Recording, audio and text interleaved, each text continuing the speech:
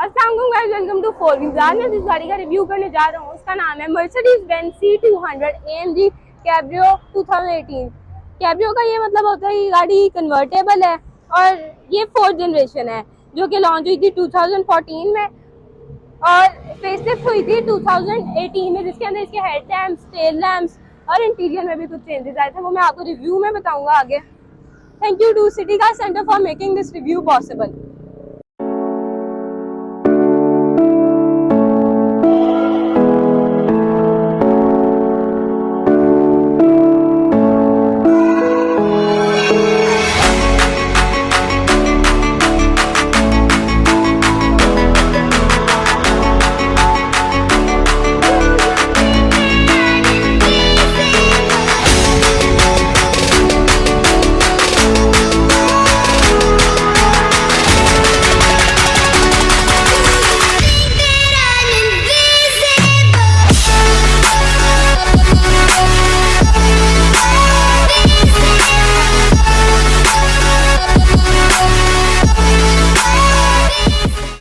अगर मैं इसके फ्रंट लुक पे आऊँ तो बहुत ही डिसेंट और एलिगेंट सी इसकी फ्रंट लुक है। सबसे पहले हेडलैम्प्स में आते हैं तो एलईडी प्रोजेक्शन हेडलैम्प आता है, कॉर्नरिंग बल्ब आता है, डीआरएल्स आ जाते हैं और इसके एलईडी इंडिकेटर्स आते हैं। ऑटो एडजस्टेबल इसकी हेडलाइट्स आती हैं, पार्किंग सेंसर्स आ जाती हैं, एएमजी बम्पर आता है, नीचे क्रोम की स्ट्रिप आ जाती है, गैलेक्सी ग्रिल आती है, मर्सिडीज का लोगो आता है और जो उसके पीछे ब्लैक है वो ये बताता है कि इसमें डैश के फीचर हैं, उसके सेंसर्स आते हैं इसके पीछे और हुड पे भी इसकी मर्सिडीज बेंज का लोगो आ जाता है।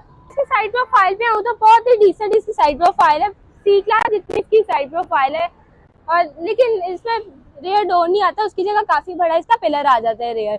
सबसे पहले इसके टायर्स में है तो ब्रिजस्टोन का टायर आता है 225 45 R18 इसका टायर साइज है, 18 इंचेस के बहुत खूबसूरत AMG रिम्स आते हैं और इसकी जो फ्रंट ब्रेक्स हैं वो वेंटिलेटेड डिस्क ब्रेक्स आती हैं। जो इसका कैलिपर है उसके ऊपर मर्सिडीज की बैजिंग आ जाती है। जो इसका साइड मिरर है बॉडी कलर है, उसके अंदर एक एलईडी इंडिकेटर आता है और एक ट्रैक्टेबल भी है और लेकिन इसमें 360 कैमरा नहीं आता, ये हीटेड है और इसके अंदर ब्लाइंड स्पॉट मॉनिटर भी आता है। जब हमने इसका दरवाज़ा खोलना होता है तो इसकी विंडोज थोड़ी सी नीचे होती हैं क्योंकि इसके सॉफ्ट टॉप की वजह से। जो इसका रेयर फेंडर है वो काफ़ी बड़ा है, एक्सटेंड होता है इसकी रेयर लाइट तक फ्रंट डोर से। अब मैं इसकी बैक प्रोफाइल पे हूँ तो बहुत ही डिसेंट इसकी बैक प्रोफाइल आती है। जो इसके टेल लैम्प्स हैं वो सिर्फ इसमें आते हैं या C63 में आते हैं। जो इसका ट्रंक है वो सिर्फ की से होता है या केबन से होता है, वो ऑल द वे अप जाता है। उसके अंदर थोड़ी सी काफ़ी अच्छी स्पेस आती है स्पोर्ट्स कार होने की वजह से। चलिए, यहाँ पे C200 की बैजिंग आ जाती है, मर्सिडीज का लोगो आता है, इसके अंदर से रिवर्स कैमरा निकलता है, नीचे ड्यूल सिलेंसर एग्जॉस्ट आ जाता है और डिफ्यूजर बम्पर आता है इसका। अगर मैं इसके इंजन की तरफ चलूँ तो बोनट में हाइड्रोलिक शॉक्स आती हैं और यहाँ पे इंसुलेशन भी आती है। इसके अंदर 1500 CC turbocharge eco boost engine आता है जो कि एवरेज भी काफ़ी अच्छी रहती है और 184 हॉर्स पावर है इस इंजन की और 300 से 350 तक ये टॉर्क प्रोड्यूस करता है। इसके इंटीरियर में आऊँ तो इसकी हाइट काफ़ी नीची है ये और एंट्री और एग्जिट में कोई मसला नहीं है। सबसे पहले मैं इसकी की पे आऊँ इंटीरियर में आके तो उसके अंदर अनलॉक, लॉक और बूट रिलीज का आता है। आज स्टार्ट कर लेते हैं। तो स्टार्ट आता है, इसका स्टार्टअप बिल्कुल एक हाइब्रिड कार जैसा है क्योंकि इसका जो इंजन है वो इको बूस्ट है। अब इसके इंटीरियर में आए हैं तो बहुत डिसेंट इसका इंटीरियर है, सीट भी काफ़ी कंफर्टेबल है, काफ़ी यूनिक मटेरियल यूज़ हुआ है इंटीरियर में, काफ़ी लग्जरी है। सबसे पहले ड्राइविंग डोर पे आए तो यहाँ पे 3 मेमोरी सीट्स के पॉइंट्स आ जाते हैं, यहाँ पे नेक वार्मर का आ जाता है पॉइंट्स और यहाँ पे हीटेड सीट्स। इस साइड पे आए तो उसमें हेडलाइट्स के कंट्रोल्स आ जाते हैं, मीटर की इल्यूमिनेशन आती है, ऑटो हेडलाइट्स आती हैं और इलेक्ट्रिक हैंड ब्रेक आ जाती है इसमें। यहाँ पे सारे मास्टर कंट्रोल्स आ जाते हैं, नीचे बूट रिलीज का आता है और एक फाइल होल्डर आ जाता है। जो इसका स्टेयरिंग है वो डी शेप स्टेयरिंग व्हील आता है जिसके अंदर एक एयर बैग भी है और यहाँ से उसके ऑल मल्टीमीडिया के बटन्स आते हैं, सारी इंफोटेनमेंट सिस्टम के और यहाँ पे अडेप्टिव क्रूज कंट्रोल का और जिसका ये है मीटर वो भी एक स्क्रीन ही है उसका और हम उसको उसके जो स्टाइल्स हैं वो भी हम चेंज कर सकते हैं मीटर के डिज़ाइन। जैसे कि 3 आती हैं उसमें, स्पोर्ट्स, क्लासिक, प्रोग्रेसिव। तो अभी ये स्पोर्ट्स पे चला गया है, और अब क्लासिक और अब प्रोग्रेसिव। यहाँ पे स्पीड आ जाती है उसकी 160 किलोमीटर पर आवर की इसका स्पीड लिमिट है। नीचे फ्यूल गेज आती है, इस साइड पे हीट गेज आती है और आरपीएम आता है। यहाँ पे इसका गियर नॉब आ जाती है और इस साइड पे रेन सेंसिंग वाइपर्स आ जाती हैं। स्टीयरिंग में पेडल शिफ्टर्स हैं। इसका जो स्टीयरिंग व्हील है वो मैनुअल एडजस्टेबल है, क्योंकि इसके जो एयर बैग्स हैं वो इसमें कोई पिलर नहीं है, उसमें नहीं आते, तो इसमें दरवाज़ों में एयर बैग्स आते हैं, नीज में इसमें टोटल 8 एयर बैग्स हैं। सेंटर कंसोल की बात करें तो यहाँ पे इंफोटेनमेंट सिस्टम आ जाता है, और टच नहीं है उसमें, उसको यहाँ से कंट्रोल करेंगे टच पैड से, और ये नॉब जो दी हुई है उन्होंने,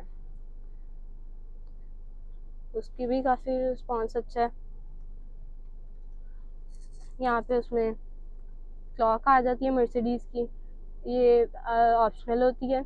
यहाँ पे हैज़र्ड्स का बटन आ जाता है और व्हीकल सेटिंग्स आती हैं, रेडियो वगैरह की आ जाती है, ड्यूल जोन क्लाइमेट कंट्रोल आता है, 3 एसी वेंट्स आते हैं, और ये एक टिक की साउंड प्रोड्यूस करते हैं जो कि काफ़ी सेटिस्फाइंग है। यहाँ पे 2 कप होल्डर्स आते हैं, एक यूएसबी पोर्ट आ जाता है और वायरलेस चार्जिंग आती है। यहाँ पे ड्राइविंग मोड्स का सिलेक्टर आ जाता है। इसके अंदर 5 ड्राइविंग मोड्स हैं, sports, sports plus, individual, comfort और इको। यहाँ पे जो सीट बेल्ट है इसकी, वो जो उसका बकल है वो बाहर निकलता है, तो ये उसका बटन है। यहाँ से स्क्रीन ऑफ ऑन करने का, वॉल्यूम का बटन आ जाता है। इस साइड पे ए ऑफ का बटन आ जाता है, इको आइडलिंग का। यहाँ पे पार्किंग कैमरा का आ जाता है, पार्किंग सेंसर्स का आ जाता है। यहाँ पे इसकी रूफ क्लोज और ओपन करने का आ जाता है। ये इसकी जो चारों विंडोज़ हैं उसको सारे 60 ये डाउन करता है इस बटन से। इसकी चारों विंडोज़ इससे डाउन और खोल सकती हैं। यहाँ पे इसमें एक विंड डिफ्लेक्टर आता है, और वो पीछे भी और आगे भी होता है, और उसका ये मकसद होता है कि जब आप जा रहे हो तो आपकी जो हवा है अंदर की क्रॉसिंग की वो कम हो जाती है। यहाँ से आप इसका आर्मरेस्ट खोल सकते हैं, स्प्लिट में आर्मरेस्ट आता है, उसके अंदर यूएसबी पोर्ट्स आते हैं, काफ़ी अच्छी स्पेस है आर्मरेस्ट में। अगर मैं इसके पैसेंजर साइड पे आऊँ तो एयर बैग आ जाता है, एक 3 मेमोरी सीट्स के पॉइंट आते हैं, नेक वार्मर आता है और हीटेड सीट्स आ जाती हैं, और इलेक्ट्रिक सीट्स हैं इसके एडजस्टेबल, ऑटो विंडो आती है। यहाँ पे ग्लव बॉक्स आ जाता है, सिल्वर की फिनिश आती है, गार्निश आती है, उसके अंदर काफ़ी अच्छी स्पेस है और लाइट आ जाती है। रूफ़ की बात करें इसकी तो rear view mirror auto dimming आता है। यहाँ पे इसके कोई इमरजेंसी बटन्स आ जाते हैं, यहाँ पे गॉगल्स होल्डर आता है, यहाँ पे रीडिंग लैम्प्स आ जाते हैं, और ब्लैक रूफ आती है इसकी, और इस साइड पे इसके सन वाइजर के अंदर वैनिटी मिरर आता है लाइट के साथ, वो भी ब्लैक में दोनों साइड्स पे आता है। इसके अंदर एम्बियंट लाइटिंग भी आती है, एटमॉस्फेयर लाइट्स भी आती हैं, उसको हम यहाँ से उसके कलर्स भी चेंज कर सकते हैं और ब्राइटनेस वगैरह भी। इसकी ये सीट्स पे जा रहा हूँ तो उसको हम यहाँ से इसको फोल्ड करके स्लाइड करेंगे, ऑटो स्लाइड होती है, और हम इसके पीछे जा सकते हैं। एंट्री और एग्जिट पीछे काफ़ी अच्छा है। ये बंद कर लेते हैं सीट, बंद हो गई सीट, और पीछे भी 2 एसी वेंट्स आते हैं छोटे छोटे, सेंटर में 2 कप होल्डर्स आ जाते हैं, 2 हेडरेस्ट हैं, और लेग स्पेस और हेड स्पेस मेरे लिए तो ठीक है, लेकिन बड़ों का बैठना मेरे ख्याल से मुश्किल हो जाएगा। यहाँ पे स्पीकर भी आ जाता है, आर्मरेस्ट आ जाता है छोटा सा, और जब बाहर भी जाना हो तो ये सेम ही तरीका है।